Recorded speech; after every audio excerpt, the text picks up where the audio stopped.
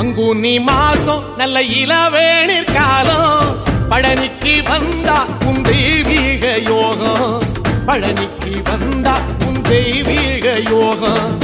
உத்திர நாளில் உன் உற்சவத்திரு தேரில் சிங்காரமாக உன் அலங்காரம் கண்டே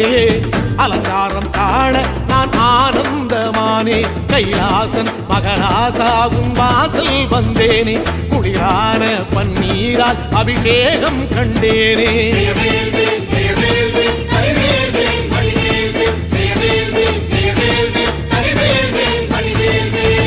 தென்பழனி தேடி உன் தென்பழனி தேடி